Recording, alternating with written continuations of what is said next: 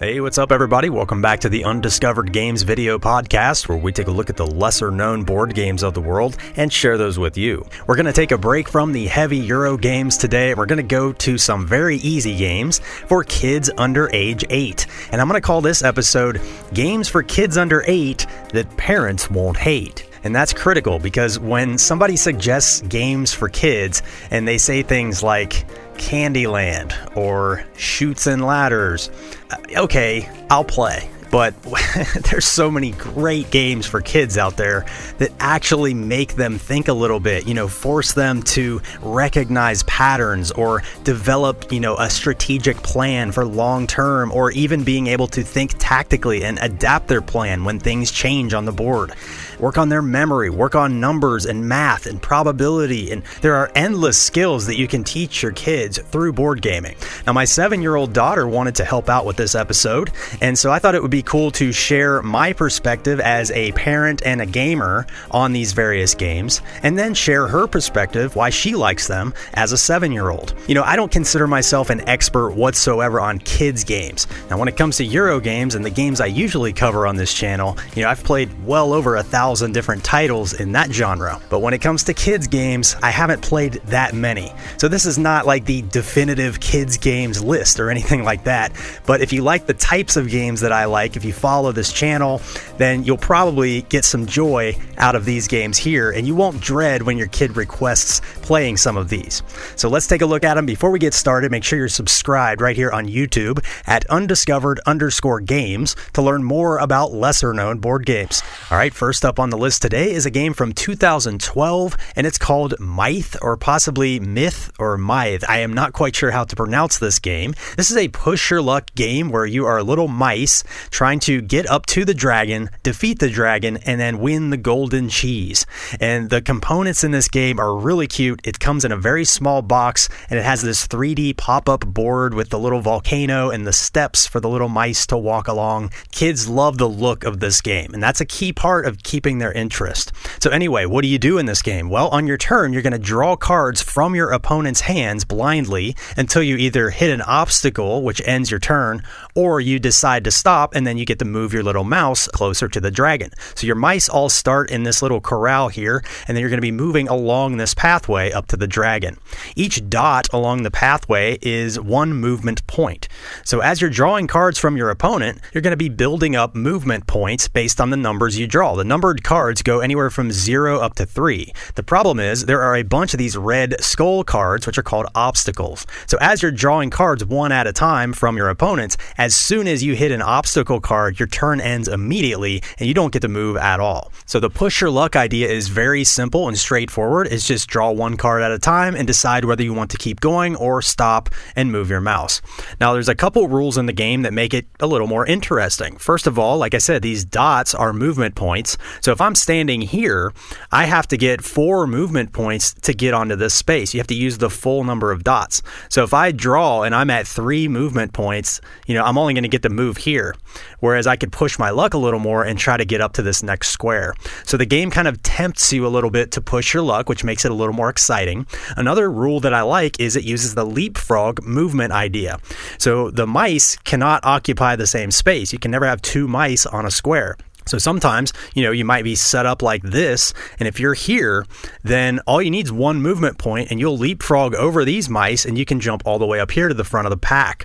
So it kind of balances out the game a little bit. The last place player sometimes can jump right into first place with very few movement points. So you're always looking for those little opportunities. That's great for kids to be able to, analyze the board and recognize when they should push their luck more or when they should play it safe and stop drawing. Another neat little aspect to this game is the closed economy sort of thing that the cards do. At the end of your turn, after you're done drawing all your cards and after you bust or you move your mouse, you take all the cards you drew into your hand and then you mix them up a little bit, and now you get to distribute these cards however you want to your opponents. The only rule is everybody has to have at least one card in their hand after you do this. But it's kind of fun because you're secretly giving cards to the other players at the table, and everybody's trying to gauge, are you giving them good cards or bad cards? Sometimes it makes sense to give some really good cards to your opponent, load them up on good cards, and then when it's your turn again, hope to draw those back from them. Or you can bluff and give somebody a bunch of bad cards, or a mix. So that rule of, distributing cards to your opponents really elevates the mind games here. It kind of creates a little bluffing game, and you have to keep a poker face on what cards you have. So the final rule that I really like in this game is when you actually defeat the dragon to win the game, you have to do something first on your turn. You have to have one of these 3 special cards in your hand at the beginning of your turn, and you reveal that you have this before you start drawing cards. As long as I get enough movement points to reach the dragon, then I will win the game. But I can't just get lucky and draw one of those special items from my opponents. I have to have it in my hand at the beginning, play it first, and then go defeat the dragon. And what this does is it teaches kids to plan ahead a little bit. If they're getting close to that dragon and they get one of those legendary items, they might not want to give that out to the other opponents. Or maybe they do want to give it to somebody and remember who they gave it to and then go back and try to draw it back. So there are some fun little twists and turns in this game for otherwise being a very straightforward push your luck type of a game. Again, this is a very, very light game. So if you don't have kids, I wouldn't say go out and buy this. But if you have kids and you like push your luck games, this one has been really fun for us. All right, let's get the 7-year-old's reaction to this game of Mythe or Mythe. What do you think about the game? Do you like it? Talk about it. Well, I like the cards because they're big, even though they're kind of hard for me to hold, and they're also colorful. They're very colorful, very good artwork on this. Kids love the artwork. But yeah, I'm surprised they made the cards so big because they are kind of difficult for kids to hold. So if you play this game with kids, I highly recommend using a card holder for them. So what are some other things you like about the game? Well, I also like the game board because it's like a pop-up. And I also like the pieces that you move around because they're like wooden mice. The wooden mice meeples, yeah, and you got the wooden dragon. And how about the cheese? Oh yeah, the golden cheese. You have to defeat the dragon to win. To get the golden cheese? Yeah. And the cheese is like a metal token. It's really heavy, so really nice pieces here. How did you feel about having to keep your cards very secret? You're not allowed to talk about the cards you have in your hand. Was that a little difficult for you? Yeah, that was pretty difficult because you can't say a word when you're playing the game. Like if somebody hands you a skull, you can't say anything. So this is going to teach kids about, keeping a poker face, not revealing the cards they have in their hands. There's a lot of card passing around the table, but you still like the game though, right? Yep. I agree. This is a lot of fun. The push your luck is really tense in this game. It's so much fun to try to push it one more card, just draw that one more card, and you seem like you always hit one of those skull cards. I like the game at all player counts except for 2. I'm not as big a fan of this with 2 players because you have to have a dummy pile, and that gets really fiddly in my opinion. So I would stick with 3, 4, or 5 players for this game. So kids and adults, who doesn't love a good push your luck game? This one's really charming and cute, and highly recommend this for families. Next up on the list is a game called Battle Sheep, and this is for 2 to 4 players. It's from the year 2010, and this is a very quick 10 to 15 minute in-your-face, cutthroat, area control, area movement type of a game. And this is a really fun game even for gamers. I will happily play this as a filler game with just adults, but my daughter really likes this one because she likes to be very aggressive and mean in this game, and it's really fun to do that. And the nice thing is it's very fast, so if you don't like cutthroat in-your-face games, it's over before you know it. Now, one of my favorite parts of this game is the setup, believe it or not. Everybody starts with 4 of these terrain tiles, and you take turns placing 1 into the center of the table to build the map. So the players are going to build the map differently every time you play this, and it's really cool because it forces you to come up with a different plan of attack every time you play the game. After the map has been assembled, you're going to take all your sheep in your color and make 1 stack of them, and you're going to choose a starting hexagon along the outer edge of this map, and once everybody has their starting locations, you're ready to play. Play is always clockwise around the table. Your turn is very simple. You pick any one of your stacks of sheep in your color, split it into 2 stacks, and move one of those stacks in a straight line as far as it can go and stop. So it's going to have to stop if it hits another sheep token or if it hits another edge of the board. So let me show you a couple turns here and you'll see what I mean. So here we go. I have to split this stack into put 2 stacks. I can make the stacks however big I want. I could just take one off the top and move it. But let's say I do this and move it in a straight line as far as it can go. This player goes, they split it, move it as far as they can go in a straight line. This player goes, splits the stack, moves it as far as they can in a straight line. Now on my turn again, I can choose either this stack or this stack. So maybe I split this stack. I go over here with it. This player goes, they choose this stack and they move down here. Now they have to stop short of this sheep token. This sheep token will box them in. So they stop there. This player goes, they move this stack up here. Now I split these off. Again, you can move one, you can just split one off the top, or you can move the whole stack except one. You just have to be able to divide them up. So once you have a single sheep token, you cannot move that anymore. So you can use this to kind of block your opponents from making moves. Now the whole point of the game is you want as many spaces covered with your sheep at the end. So you're just trying to spread yourself out as far as possible. You want to have as few stacks at the end as possible. And the game just goes until nobody can make a legal move. So you're just going to keep doing this, taking turns, splitting sheep and moving them, trying to cut your opponents off of being able to use their stacks. Very, very cutthroat, very fast, and very interesting. I find this game to be really challenging sometimes to plan out your routes. You have to kind of analyze the board setup each time, and you can create little ways to sort of guarantee that you get certain hexagons, like block areas off for only yourself and things like that. Lots of interesting little tactical decisions you can make and strategic long-term planning as well. One thing I really like in the game too is the tiebreaker. So if 2 players tie for the most number of hexagons covered, well, the tiebreaker goes to whoever has the largest connected group of sheep. So while you're not required to keep your sheep connected, it will break ties at the end. So it kind of is in the back of your mind, like maybe I should move here instead to keep a connected group of sheep.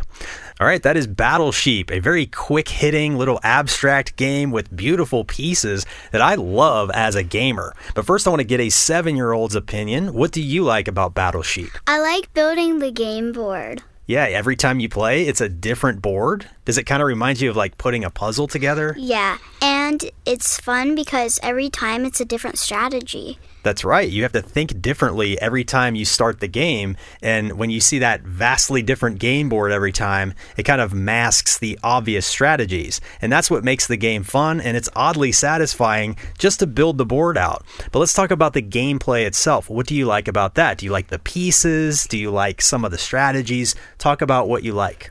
I like the pieces because they're nice and heavy. They are very heavy, aren't they? They're like, they kind of feel like poker chips, but they're more like a dominoes material, like Bakelite or whatever that's called.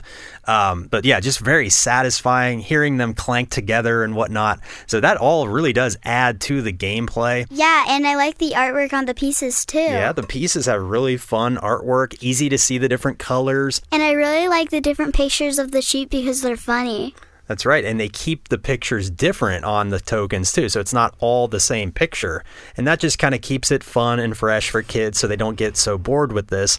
But as a gamer, I like the very cutthroat nature of this game. You can really play a mean game here, and my daughter likes to do a certain tactic when she plays. What do you like to do? I like to find the biggest stack on the board and try to cut them off. It's a very mean approach, but it usually works for you. You have to kind of be mean in this game, try to find big stacks of sheep and totally cut them out of moves. So for a little 10 to 15 minute filler game, this is pretty cutthroat, in your face. It's very straightforward and to the point, and I like that as a gamer. So this is one that I could actually see gamers playing, just as a filler game. So this is not necessarily just for kids, but because of the fun artwork and the fun pieces and building out the board, kids can get into this too. And this will really teach them, some forward thinking, visualizing how they want to move 3, 4, 5 turns ahead. It kind of reminds me of a kid's version of the game Fjords, if you've ever played that.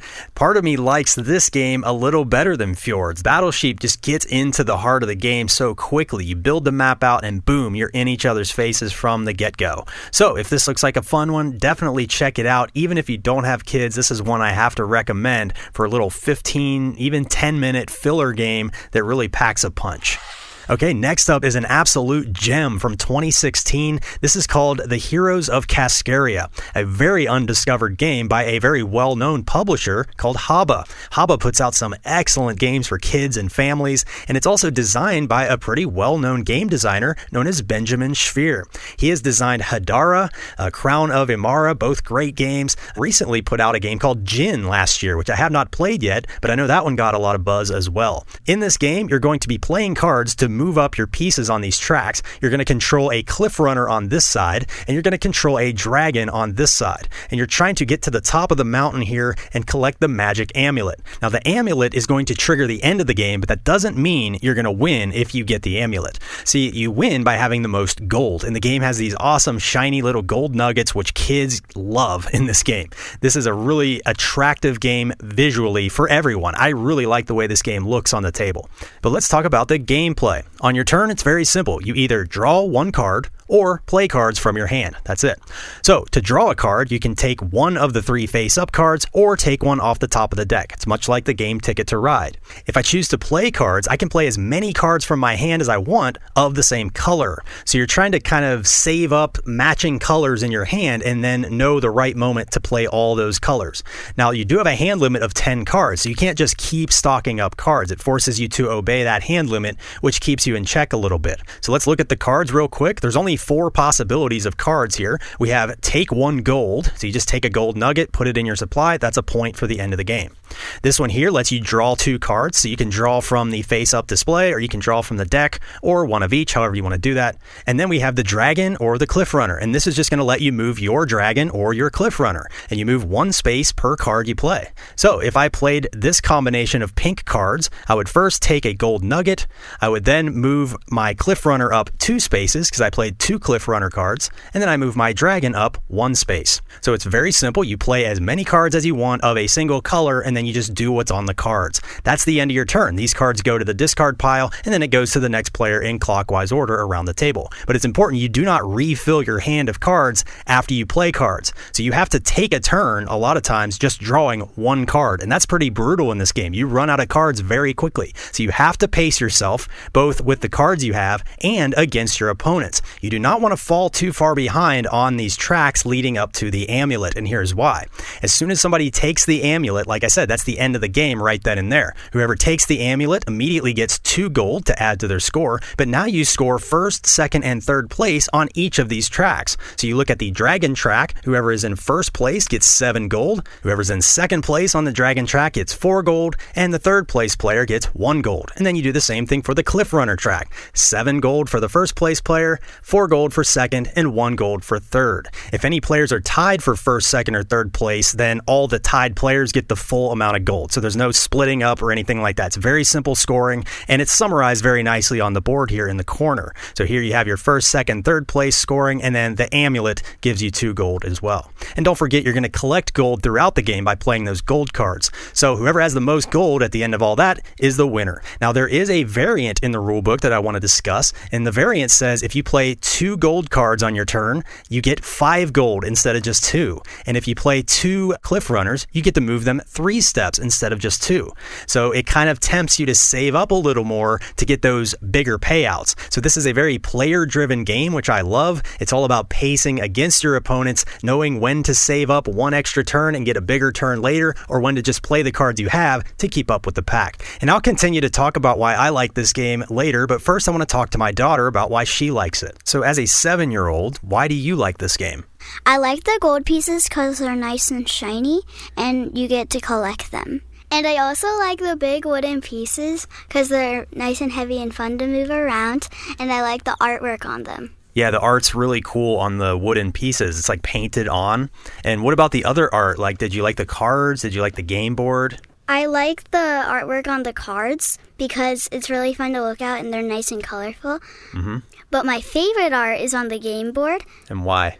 Because it's like you're in a magical land. Yeah, it really makes you feel like you're immersed in this fantasy world of Kaskaria. Yeah, because you're surrounded by waterfalls and a big volcano of gold. Yeah, I totally agree. This game looks awesome on the table. It really immerses you into this magical land, and kids, in my experience, love the overall just, aesthetics here. It really captivates them and puts them into this setting. They like to pretend the dragons are flying, from cliff to cliff and things like that. So very, very good aesthetics here. Now, I want to ask you one more question, and that's more about the gameplay. Do you like to play with the bonus rule where you can get 2 matching cards and get extra movement or extra gold? Or do you like to play the basic way where each card just gives you one thing? I like playing 2 matching gold cards to get 5 golds. And why do you like that? Because the most gold wins, and I like getting lots of gold. Yeah, I agree. It's really exciting to play with the variant, especially if you have a bunch of kids at the table. Kids love the variant. Just jump right in and play with the variant. They're going to love to try to get the 2 matching gold cards and just boom, 5 gold. It's so exciting when you can make that happen. It's harder than you think to get a match because there's so many different colors of cards, and then you have all the different types of cards. But when you play with that variant, it is going to be a much shorter game, which in my experience, again, is better for kids that don't have as long of attention spans. But if you're playing this with some older kids or maybe some adults like non-gamers or even gamers, you could play this as a filler game. I will happily play this game as a warm-up or cool-down to a heavier game night. It's a really fun little filler game. It's very tense, and I actually find it to be more tense when you play with just the basic rules where all your cards just do whatever they say. You don't get those bonus movements. When you play with that variant, yeah, it's fun to push your luck and try to get the bonus moves, but to me, it ends the game too quickly. When you play with the basic game, it really allows the tension to build as players are slowly creeping up those tracks. Your choices get pretty agonizing near the end of the game because you have to keep up with your opponents, but you're also running out of cards constantly. So it's like, do I really want to waste a turn to just draw 1 card? That's brutal. And that's where those double draw cards come in handy, and those are very tempting to go for. So some really nice little subtle depth there. It's nothing crazy complicated. It's not this crazy strategy game, but it's just a very nice commitment and pacing type of a game where you're, pacing against the other players at the table and really weighing when to save up cards and when to just play what you have.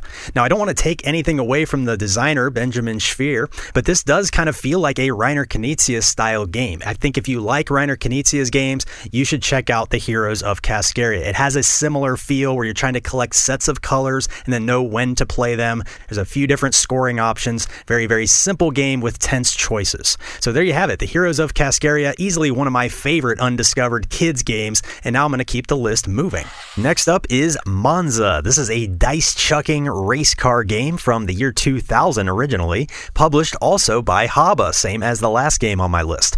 Now, they put out a 20th anniversary edition a few years ago, and there are some key differences between the 2 printings, and I'll discuss those later in this section of the video. Monza is basically a roll and move game, but it has pattern recognition with the dice, and that's what it's going to teach the kids, is recognizing patterns. There's not really any strategy to this game, but it's still a ton of fun to race around the track. Now, there are some more advanced variants out there that you can try. The 20th anniversary edition gives some variants as well, but the base game is just roll the dice, and that's what you're stuck with. But it's still fun, because see, this game uses roll and move, but it adds a very slight layer that makes it much better than just obeying the numbers on your dice. The dice have colors, and after you roll all the dice, you have to arrange them in the best possible pattern that allows your car to move the farthest on the track. The track has different lanes with different color blocks, and you have to obey the color blocks in order that you want to move, but you can switch lanes as long as you're moving forward. There are a few obstacles on the track, like these tire spaces here, which you cannot pass through. So that creates some bottlenecks in the board, and there are some moments where you have to think a little bit strategically, but the basic idea of the game is just the fun excitement of the race, as well as the excitement of finding the pattern that works the best. It's really just rewarding. It's like this little dopamine hit that you get after you roll all your dice, and then you identify the pattern. Even for adults, it's very fun. You're going to roll 6 dice on your turn. You roll them all at once, and then you just have to look out at the board and try to figure out where your car can move based on the dice you rolled. So you just assign 1 die per block on the board that you move. So let's say my car was here on this white space, and I rolled 2 purples, a yellow, 2 blues, and a white. So then from this space, I have to be able to move forward, and I want to try to use as many dice as I can, or just end up as far forward as I can on this track. So maybe I move, a blue, a purple, a yellow, a blue, a purple, and a white. Now you are allowed to move through spaces that have your opponent's cars on them. You still need the color to match, but you are allowed to move through your opponents. It's just that wherever you end your movement, if you land on another car, they get bumped straight backwards to the first available space. So there are some moments where you might choose this pattern to move over another pattern so that you could maybe bump an opponent backwards, or, take one of these little bottleneck areas so people can't get past you. For example, using that same setup and those same dice rolls, I could instead move like this: purple, yellow, blue, purple, white, blue. Now I end on my opponent's car and bump them straight backwards like this. So by analyzing my dice just a little bit longer, I found a slightly better move with that combination of dice. So you just have to study your dice a little bit. It's very easy. Adults are going to figure this out really quickly, but it's still fun, like I said, to figure out that best combination. And kids are really going to feel like they're doing some awesome analyzing and strategizing by organizing these dice around. And that's what I really like about this game, because you roll the dice, you're stuck with those dice, but then you can arrange them, mix them around a little bit, and try to figure out the best combination. And that's what I love. I love to see the kids at the table. You see those little wheels turning in their heads, like trying to figure that out. And it's just kind of a neat discovery type of a thing for them. And they get really excited when they can find a better combination. And that's what this game really excels at, is, forcing kids to deal with the roles that they have, but possibly get something better out of them. So Monza is such a charming game. It looks beautiful on the table with these wooden bits. I mean, this game just screams old school board game charm, and I feel like a kid again when I play this. It really is just a ton of fun. I know there's not really any strategy here for the adults, but I don't really care in this case. This is just a fun time. You can socialize. It's great for family get-togethers or holidays where you have a lot of people over at the house and you can't really do a heavy strategy game. You can just sit around, chuck some dice, and race your cars. And then this is also a very good game to gift other people. We have gifted many copies of this over the years to our friends and family, and every one of them loves this game. This is like a staple to anybody who knows us. They know about Monza. All right, let's see what my 7-year-old thinks about Monza. It's worth noting we've had this game for 4 years, and she's played this with us since she was 3 years old. And I think this was a Santa Claus present one year, wasn't it, for Christmas? Yeah, it was. It was a hidden gift underneath the Christmas tree. That's right. We found it, didn't we? Like, Christmas was already over, and we found it hiding inside the tree. 2 weeks after Christmas. That's right. So that was kind of a special little surprise, wasn't it? Yeah, it was. And it turned out to be a really fun game. All of us like this one, and we play it with her grandma and grandpa. They really like this one too. So talk about why you like it. Well, I like it because I like the wooden cars that it has. Yeah, and it has wooden dice too. So lots of wooden pieces. That's always fun. What else? I like the board because it's really colorful, and I like when you roll the dice, it has different colors on it, and you can make a pattern to make your car move on the board. Yeah, so the pattern you make shows how far you get to go on the board. Does it really feel like you're racing cars, kind of? Yeah. Yeah, it's kind of a fun, exciting racing type of a game. What about when you land on somebody else's space?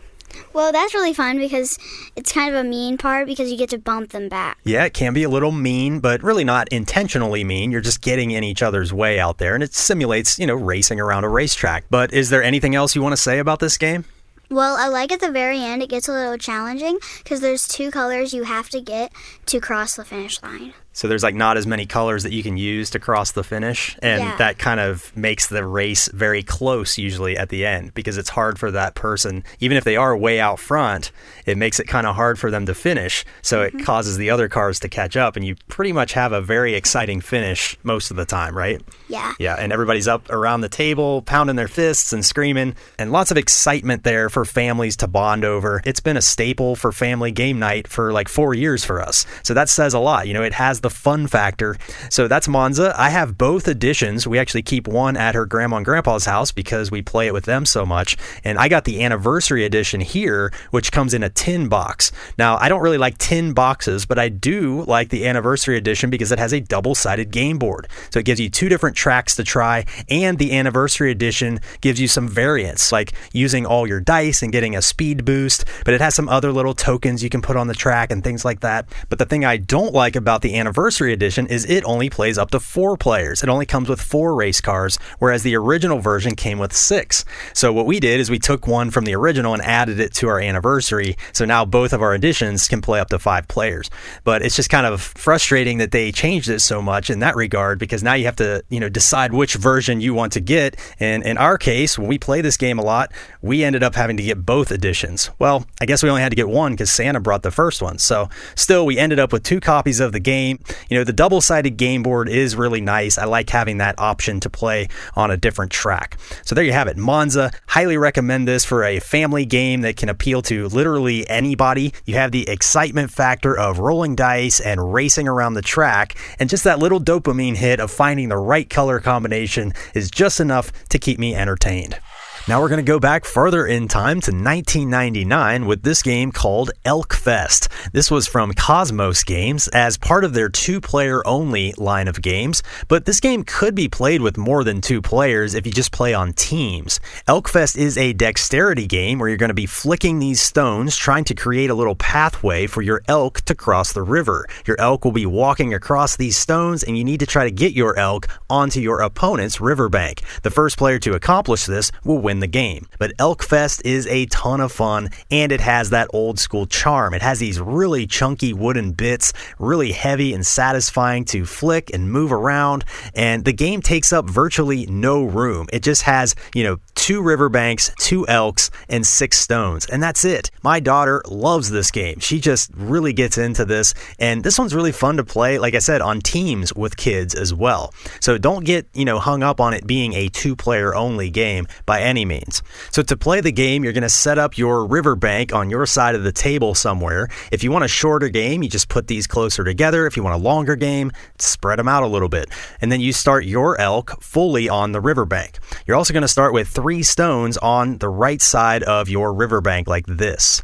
Now, the first player gets 1 flick of one of these 3 stones, but then after that, everybody gets 2 flicks, and you go back and forth, taking 2 flicks at a time. Now, starting out the game, you're limited to these 3 stones that you're allowed to flick, but once all these stones have entered the play area, then it doesn't matter which stones you flick. You can flick any of the 6 that are out there. So on your turn, like I said, you get 2 flicks. You can flick 1 stone twice, you can flick 2 different stones, and you're trying to get these stones lined up so that your elk can step on them. For example, you could flick your stone here and then move your elk like this. Or maybe at the start of your turn, your opponent accidentally lined you up perfectly and you can move your elk first and then flick a stone. So it doesn't matter when you move your elk on the turn. The only rule is the elk has to move like 1 stone at a time, so its rear hooves have to be where its front hooves were previously. Now sometimes when you flick these stones, you're accidentally going to knock a stone out from under an elk, or maybe you accidentally bump the table and it causes an elk to fall. If you ever cause an elk to fall over on your turn, you lose your turn right away, and then it becomes your opponent's turn and they get 3 flicks instead of 2. But before you do that, you have to reset the elk into the best possible position, as close as it was, before it fell over. This also happens if you accidentally flick a stone and it goes off the table onto the floor. That also will end your turn immediately, and then your opponent also gets 3 flicks. So that's basically Elk Fest. You keep doing this until one player can manage to get their elk onto the other player's riverbank. As soon as that happens, that player wins. So this is a very funny game. It's really exciting, and it can be very frustrating too at times, but just a ton of fun. I mean, what's not to love about this? A game like this has so many uses too. This could be a great icebreaker activity. Play as teams, or with kids, it teaches them, spatial awareness. It teaches them some muscle control. It's really tricky to get that flick just right. A lot of times you flick it and it just flies off the table. You could even give your kids a physics lesson on friction fun with this game. Try it out on different table surfaces and see how the discs, slide differently and things like that. I'm just saying there's lots of uses for a game like this, and it's hard not to have fun when you're playing this. So let's get my daughter's thoughts on Elk Fest. So what are some of the things that you like about Elk Fest as a 7-year-old? I like that it's the only game that we have where you can flick the pieces. Yeah, I think it is the only one we have like that. There are some other games out there, but this is the only one we have where you flick things. So what do you like about that? Why is that fun? Because if you knock one of the elks down, the other player gets 3 flicks. Yeah, and if you knock one of the stones onto the floor, the other player gets 3 flicks too. So you have to be really careful when you're flicking the stones, huh? Yeah, and I like the elk pieces because they're really big. They are really big, aren't they? They're really chunky wooden pieces. Yeah, and they fit in a really small box. Yeah, the box is tiny. Even the original box is small, but I put it in an even smaller box so it doesn't take up like any shelf space. And this is one we can easily take with us whenever we go different places. I like how you can change up the game a little bit, like put the platforms farther away from each other if you want a longer game. Kids love it. Adults love it. It's just a very unique little gaming experience packed into a short playtime, into a tiny box, charming components. Highly recommend Elk Fest if you can find a copy. It's kind of hard to find nowadays, unfortunately. Now I'm running out of time on this video, so the next 2 games are going to be just really brief reviews, but these are definitely 2 kids games to check out for specific reasons. First up is Pina Pirata. This is by the great Donald X. Vaccarino, who designed 2 of my favorite games of all time, Dominion and Kingdom Builder. But he also designed this kids card game, and this is essentially the Donald X take on Uno. And I keep this in my collection for one reason, and that's if somebody dares suggest the game Uno in this household. If they say Uno, I say, oh no, we are playing Pina Pirata instead. And here's why I like it. Basically, Donald X made Uno infinitely replayable, as he likes to do.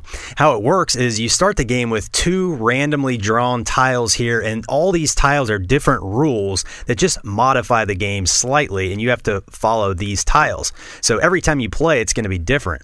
But where the game gets good is, you play through your hand of cards. It's very much like Uno. You're just trying to match the symbols and be the first to run out of your cards, and whoever runs out of their cards will win the round. The winner of the round draws 2 new tiles from this stack and decides which one they want to be in the game for the next round.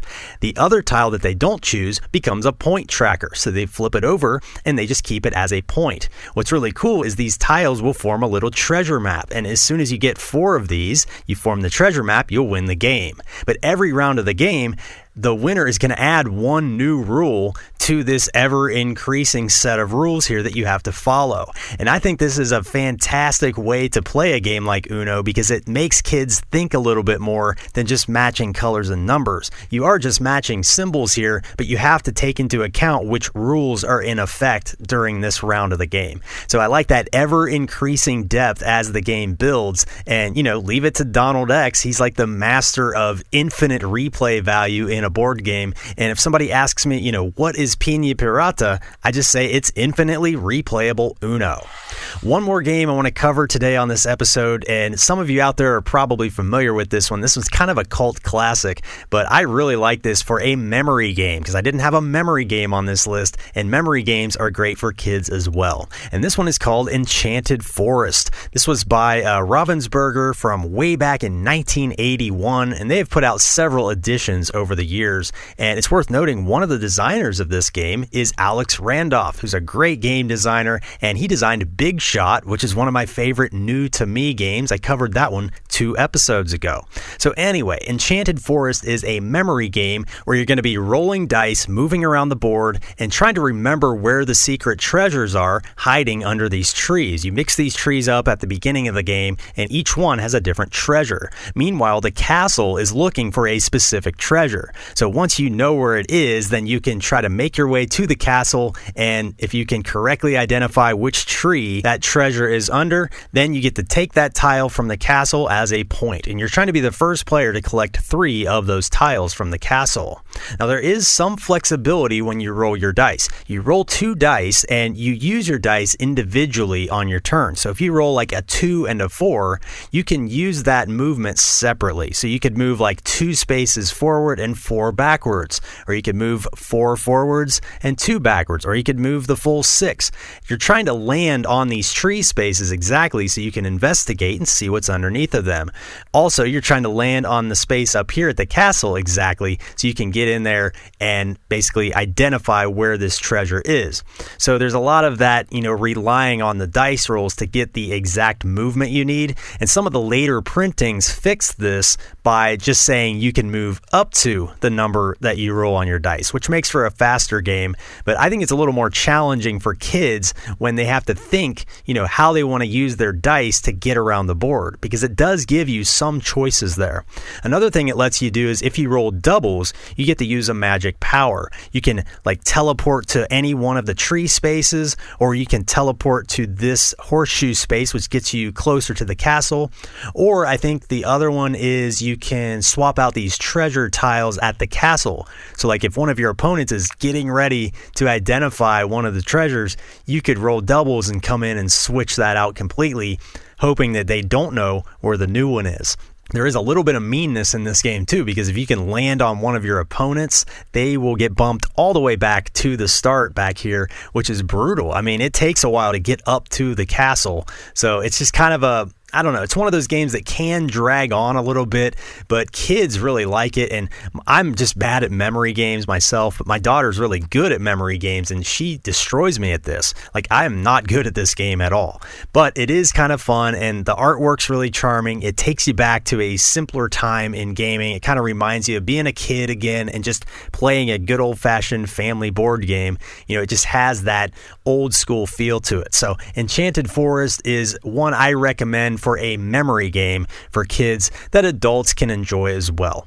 So, have you ever played any of the games that I featured today? Which one do you think looks the most fun? Let me know in the comments below. Also, tell me what is your favorite kids game that you don't dread playing as a parent or as a gamer. And if you're not subscribed yet, make sure you and all your board gaming friends are subscribed right here on YouTube at undiscovered_games. This is where we discuss lesser known board games, older, forgotten games, all those little hidden treasures that are sitting out there collecting dust. I like to, dust them off and bring them to the forefront and share them with all of you. That's what this channel is all about. If you want to support the channel farther, there is a donation link in the description below. It's just like a digital tip jar. If you found this video helpful, if you want to see more content like this in the future, that just really helps motivate me to continue to release content on a regular basis. I just do this in my free time. I am passionate about this hobby, and I am passionate about finding the lesser known games and bringing them to the forefront. So anything you can do to help out, I really appreciate it, but I do not expect that whatsoever. The best way to help the channel, like I always say, is subscribe, like, comment, share my content, and go follow me over on Instagram as well at undiscovered_games. I post a lot of written reviews and cool pictures and reels and things like that. Until next time, I am your undiscovered host saying thanks for watching, and I'll be back with my regular dosage of normal undiscovered games on the next episode. We'll see you then.